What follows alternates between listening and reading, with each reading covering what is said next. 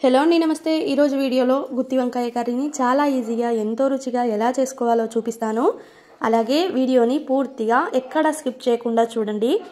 చాలామంది గుత్తి వంకాయ కర్రీ అనగానే ఇప్పుడు ఎందుకులే అంత పెద్ద ప్రాసెస్, ఇంకోసారి ఎప్పుడైనా టైం ఉన్నప్పుడు చేసుకుందాము అని అనుకుంటూ గుత్తి వంకాయ కర్రీని ఎప్పుడు స్కిప్ చేసేస్తూ ఉంటారు.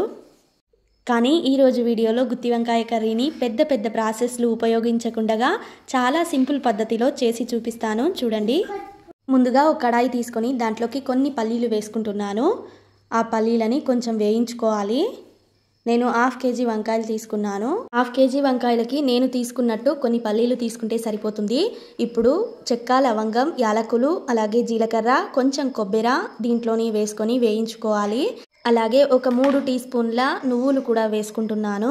ఖచ్చితంగా నువ్వులు వేసుకోవాలి. ఈ నువ్వుల వల్లే ఈ గుత్తి వంకాయ కర్రీకి మంచి రుచి అయితే వస్తుంది. పల్లీలు వేయించుకున్నాకే నువ్వులని వేసుకోవాలి, లేకపోతే వెంటనే మాడిపోతుంది. ఆ తర్వాత ఇవి చిట్పట్మన్న తర్వాత తీసి పక్కన పెట్టేసుకోవాలి. మిక్సీలోకి అయితే వేసుకున్నాను. ఆ తర్వాత దీంట్లోకి కొంచెం అల్లం, కొన్ని వెల్లుల్లిపాయలు, అలాగే కొత్తిమీర కొంచెం తీసుకున్నాను. అలాగే దీంట్లోకే నేను 2 టీ స్పూన్ల కారం కూడా వేసుకుంటున్నాను. కొంచెం పసుపు వేసుకోవాలి. అలాగే 3 చిన్న ఉల్లిగడ్డలు, మరీ చిన్నవి కాకుండా అలాగని మరీ మీడియం సైజువి కాకుండా ఇలా చూపిస్తున్నాను కదా, ఈ సైజు ఉల్లిగడ్డలు తీసుకొని ఇలా కట్ చేసుకొని మిక్సీలోకే వేసేసుకోవాలి. వేసుకొని ముందు నీళ్లు వేయకుండా మిక్సీ పట్టుకోవాలి. ఆ తర్వాత కొన్ని నీళ్ళనైతే వేసుకొని మిక్సీ పట్టుకుంటున్నాను. మరీ ఎక్కువగా వేసుకోకండి.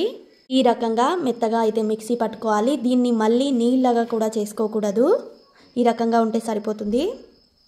1/2 కేజీ వంకాయలు అని చెప్పాను కదా, 1/2 కేజీ వంకాయల్లోకి ముందుగా నీళ్లు వేసుకోవాలి. నీళ్లు వేసుకొని కొంచెం ఉప్పు కూడా వేసుకోవాలి. ఎందుకంటే ఉప్పు వేయడం వల్ల వంకాయలు కట్ చేసే ముందు ఉప్పు వేసుకోవాలి. ఉప్పు వేయడం వల్ల వంకాయలు నల్లబడవు. ఆ తర్వాత ఇలా కట్ చేసుకున్నాను నేను వంకాయల్ని. ఇప్పుడు అదే కడాయిలోకి కొంచెం ఆయిల్ వేసుకుంటున్నాను. ఆయిల్ వేడయ్యాక ఆవాలు, జీలకర్ర వేసుకోవాలి. ఆవాలు, జీలకర్ర చిట్పట్మన్న వెంటనే కొంచెం కరివేపాకు వేసుకుంటున్నాను. ఆ తర్వాత వంకాయల్లోకి ఆ మసాలా మిక్సీకి వేసుకున్నాను కదా, ఆ మసాలాని ఇలా నింపి పెట్టుకోవాలి. ఆ తర్వాతకి ఒక్కొక్కటిగా వంకాయల్ని ఈ కడాయిలోకి అయితే వేసేసుకుంటున్నాను. మూత పెట్టుకొని ఒక 3 నిమిషాల పాటు మీడియం సైజు మంట పెట్టి అలాగే మగ్గించుకోవాలి. ఇప్పుడు నిదానంగా వంకాయల్ని ఒక్కొక్కటిగా తిప్పేసుకోవాలి. మనం మిక్సీకి వేసుకున్న గుత్తి వంకాయ మసాలా ఇంకా మిగిలి ఉంటుంది కదా, ఆ మసాలాని ఇప్పుడు దీంట్లోకి వేసుకోవాలి.